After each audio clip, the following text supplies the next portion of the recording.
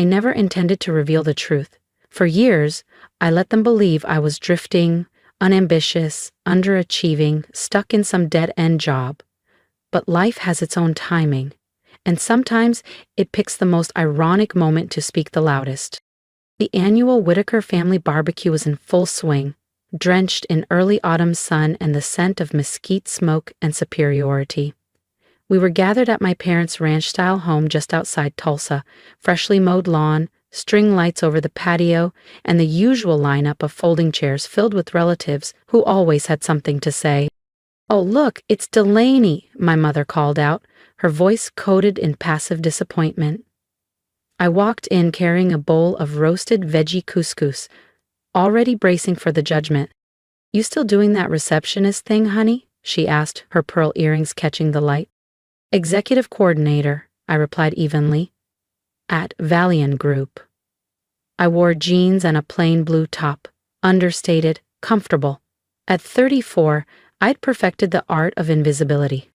My cousin Brooke glided past, high heels clicking, her freshly curled hair bouncing with every step. "I just got back from the Velon NYC pitch," she declared, flashing her VP of Sales badge like a trophy. "Their CEO loved my numbers." I almost laughed. She had no idea she was bragging about impressing me. 3 years earlier, I'd quietly acquired majority ownership of Valiant Group through a carefully structured investment deal. The CEO she referred to, Marcus Lynn, reported directly to me. But no one in my family knew that. They still thought I was struggling, floundering, stuck. And I let them think that. No pressure, no expectations, no awkward requests for money or favors. "Delaney," Aunt Ruth slurred, swaying slightly as she approached with a third glass of sangria, "you ever think about going back to school? Get out of that phone answering rut?" I had 2 MBAs and a doctorate in organizational leadership. But I just smiled. "Maybe someday," I said, sipping my sparkling water, already planning Monday's board meeting, one where Brooke would present again, this time to me. Quiet power, it tastes sweeter than any barbecue sauce. "I'm comfortable where I am, Aunt Ruth," I said evenly. "That's your problem," my father chimed in, balancing a burger on a paper plate. "No ambition. Your sister's already making 6 figures and you're still filing papers." I took a slow breath. "I made 8 figures last year, Dad." Brooke beamed under the attention. "Actually, we've got a huge company meeting next week. The CEO is finally showing up in person. Everyone's buzzing." Yes, they were, because I had finally decided it was time to step out of the shadows at Valiant Group. Under my leadership, the company had doubled its global reach. Until now, I'd led from behind the curtain, using proxies and private channels, but the time had come for a more visible role. "Will you even get to see the CEO, Delaney?" my mother asked sweetly, lacing her tone with doubt. "I mean, from your little cubicle?" Before I could reply, a sleek black Tesla pulled into the driveway. My heart gave a sharp jolt. I knew that car. Marcus Lynn stepped out, Brooke's direct supervisor and one of the very few who knew my true identity. He looked perfectly at ease in tailored weekend wear, likely worth more than my family's patio furniture combined. Brooke immediately perked up, adjusting her posture. "Oh my God, that's my boss. What's he doing here?" Marcus's gaze scanned the backyard until he found me. A wide smile spread across his face. "Mrs. Whitaker," he called, heading toward me. "Didn't expect to find you out here today." My dad's burger slipped from his hand, splattering on the lawn. My mother gasped, her wineglass shattering against the stone patio.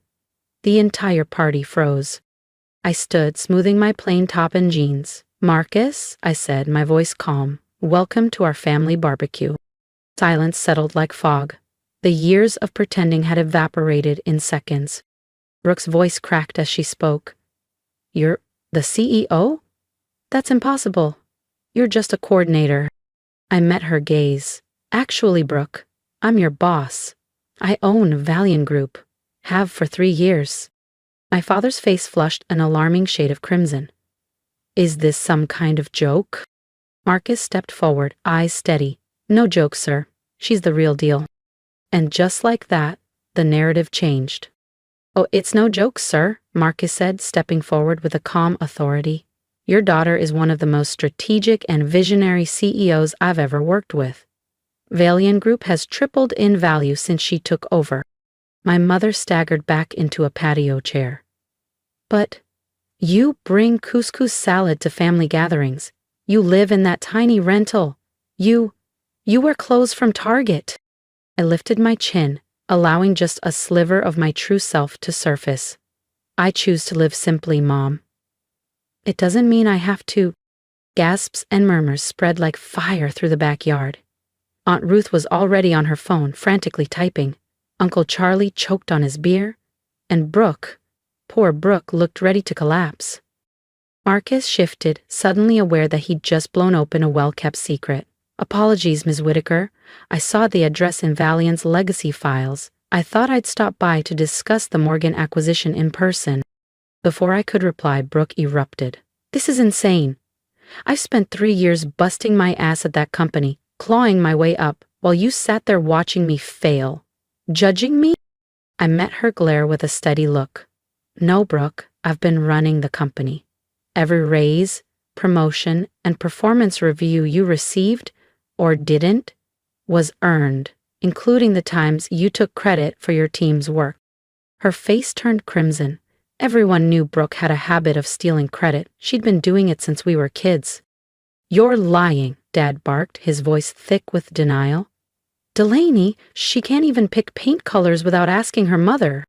I swallowed the familiar sting and straightened. Would you like to see my tax returns, Dad? Or Valiant's board filings? I'm sure Aunt Ruth has already pulled up 6 press releases. Sure enough, Aunt Ruth's jaw dropped. Valiant Group, valued at over $700 million, 0 cents. My mother finally found her voice. But why? Why pretend to be less? I looked at them, all the people who had spent years dismissing me, because if I had told you, would you have believed me? Their silence was answer enough. If you've ever been underestimated by the people closest to you, hit subscribe, because in the next chapter, Delaney's quiet power is about to turn the whole family legacy upside down. Marcus shifted awkwardly, clearly aware he was witnessing something far more intimate than a boardroom confrontation. Perhaps I should come back another time. No, I said firmly, stay. We might as well get it all out now. I turned back to the family, whose silence now screamed louder than their past jabs ever had. I kept my success private because I wanted to grow on my own terms, without managing your expectations, demands, or opinions. But more than that, how you treated me when you thought I was just an assistant told me everything I needed to know. Brooke's husband, Darren, who had been quietly observing from behind the grill, suddenly spoke. Wait, if you're that Whitaker, that means— Yes, I confirmed, meeting his gaze. I'm the one who denied your request for a dedicated office last quarter. Valiant doesn't allocate corner suites to mid-level managers. A ripple of laughter spread through the backyard. Brooke's face drained of color. I assume this Morgan acquisition is about the merger rumors? My Uncle Charlie, a retired attorney, asked. I nodded politely. That's confidential corporate information. Then I turned to Brooke. And that raise you've been bragging about? Not happening. You can't just do that, she snapped. That's discrimination. Brooke, I can. Your last 3 campaigns were over budget. Your team has the highest turnover in the division, and your original pitch last month mirrored our competitor's ad from 2021, almost word for word. He shrank under the weight of it. I may be your sister, I added, but at Valiant I'm your CEO, and unlike this family, we reward merit, not favoritism. My mother dropped into a chair, fanning herself like she might faint. All this time, the things we said. Yes, I said, cutting her off. The judgment, the snide remarks, the kids' table, the looks, I remember all of it. I stood taller in my simple Target dress, and I rose anyway. The silence was absolute, stunned, regretful, raw. Then Marcus cleared his throat. For what it's worth, your daughter has built one of the most admired companies in our industry. Our retention rates are top tier, our profit margins are unmatched, and our leadership model is studied at Stanford and Wharton. Speaking of business, I said, reaching into my minimalist leather tote and pulling out an envelope, I have something for you, Dad. His fingers shook slightly as he unfolded the document inside. A property deed, specifically for the very backyard we stood in. The place where I'd been dismissed, sidelined, and underestimated for years. The mortgage you've been struggling with? I said softly. It's paid off. He stared at the paper like it might catch fire in his hands. Consider it repayment, I continued, for all the investments you didn't make in me. Aunt Ruth choked on her sangria. Uncle Charlie fumbled his phone, sending it skittering across the patio. Brooke looked like she'd finally lost consciousness, if only briefly. I turned to Marcus and let my voice shift, confident, crisp, corporate. Now, about the Morgan acquisition. Shall we discuss it over dinner? I know a place, no family ownership involved. As we walked toward his Tesla, silence trailed behind us like smoke. Then, from the patio, my mother's fragile voice called out, "But what about the barbecue?" I looked back one last time. Paper plates abandoned, potato salad untouched. Frozen expressions mid-realization. I think we're done here, I said. I've got a company to run. Oh, and Brooke, I added just loud enough, don't be late for Monday's meeting. We're announcing some restructuring. In the car, Marcus glanced over. I'm sorry, I didn't mean to detonate that like I did. I laughed, really laughed, deep from the chest. Don't apologize, I said. Some truths need explosions. Will you be okay? I looked out the window, watching the house recede into the dusk. Years of quiet, of diminishing. Now, I've never been better. The next week, I walked into Valian's downtown headquarters, not in my quiet blouse and jeans, but a tailored charcoal suit that made people turn. Madison. Brooke stood outside my office, her badge already updated for her transfer to a smaller satellite location. Sometimes leadership meant tough calls. Sometimes it meant justice. I took my seat, glanced at the old family photo in my drawer, a younger me, smiling softly at the edge. And I smiled again, because I wasn't on the sidelines anymore. I stared at the old family photo one last time. Me, age 22, already learning to shrink myself to become background noise in my own story. I slipped the photo out of the frame and fed it to the shredder. Then I opened my laptop and got to work. Running executive strategy meetings, approving international contracts, finalizing our next acquisition. The secretary I'd pretended to be was gone. The CEO I'd always been had a company to lead. Somewhere across Tulsa, my family was still piecing together their rewritten reality. The disappointment they pitied had become the powerhouse they never saw coming. But I didn't need their applause. I'd stopped chasing it the day I bought my first firm. They were only catching up now. Success, I'd learned, doesn't need an audience. It needs conviction. And, sometimes, a barbecue bombshell. In the weeks after, my phone buzzed nonstop. Cousins I hadn't spoken to in years rediscovered our close bond. Aunt Ruth called with a pitch for her son's eco-lawn care startup. Uncle Charlie wanted to glance over our corporate contracts. Even Mom's bridge friends started showing up at Valiant's front desk, claiming to be lifelong family friends. I instructed security to turn them all away. The most bizarre transformation came from my parents. My mother started popping in with homemade lunches, trying to erase decades with turkey on rye and forced sentimentality. I just don't understand why you couldn't tell us, she whispered one day, rearranging framed photos she brought from my office. I threw them away as soon as she left. Remember my college graduation? I'd asked, when Brooke got a car for making Dean's List and I got a lecture for wasting time on finance classes instead of finding a husband. She turned red. We just wanted what was best for you. No, I corrected gently. You wanted what looked best to everyone else. Dad had a different tactic, mailing me clippings about Valiant. Every article circled, each note signed, my daughter did this, that's my girl. the same daughter he once called directionless. Brooke's situation was trickier. After her reassignment, she filed a formal complaint. Familial bias, she claimed. HR, unaware of our connection, launched a full investigation. Results weren't what she expected. Because Merritt always tells the truth. Taking credit for her team's work, manipulating timesheets, and using company funds for personal projects. The findings were serious enough that rather than fire her outright, I gave her a choice: resign with a clean reference, or face a very public termination and a permanent stain on her record. She showed up the next morning with red eyes and a shaky voice. "You're ruining my life," Brooke snapped, mascara streaking down her face. "After everything I've done for this company?" I stayed calm.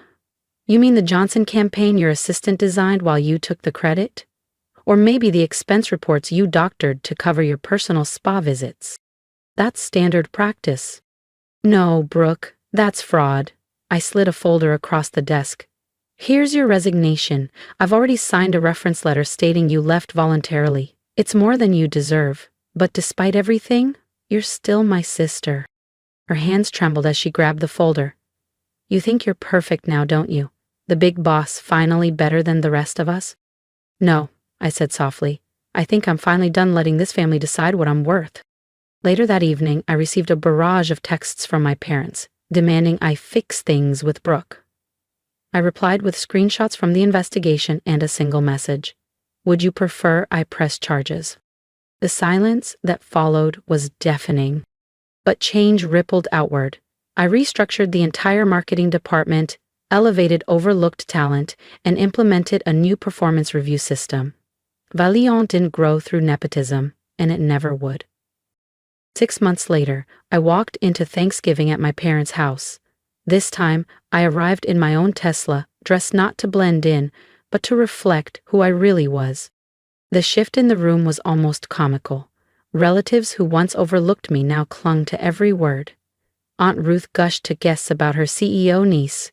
Uncle Charlie had laminated a Wall Street Journal article about Velan for the mantle. Brooke wasn't there. I had heard she was doing well at a smaller firm. Finally, relying on merit, not bloodlines. At dinner, my mother raised her glass. To Delaney, who reminded us that success doesn't always look how we expect it to. I lifted mine in return, and to authenticity, which matters more than appearances. Later as I left, my father stopped me. His voice was quiet, uncertain. I was wrong. About everything. I nodded. I accepted his words. But forgiveness takes time. That Monday, as my assistant buzzed in, "Your mom's here with lunch," I smiled. "Tell her I'm in a meeting." In the window's reflection, I saw not the girl they underestimated, but the woman I'd become. No longer hiding. Just me. Unapologetically. On my desk sat a new photo. Not of family, but of my executive team, taken at our last charity event. These were the people who saw me for who I really was. If you've ever been underestimated, overlooked, or told you weren't enough, I see you. Drop a comment and tell me where you're watching from, or share your own story. I read them, and trust me, it matters. Hit subscribe if you believe that quiet strength deserves a spotlight. And here's my advice. Never shrink to fit someone else's comfort zone. Your worth isn't up for debate, and your success doesn't need permission. Build quietly if you must, but build anyway. Because one day, they'll stop seeing who they thought you were and start recognizing who you've become. That moment, it's everything.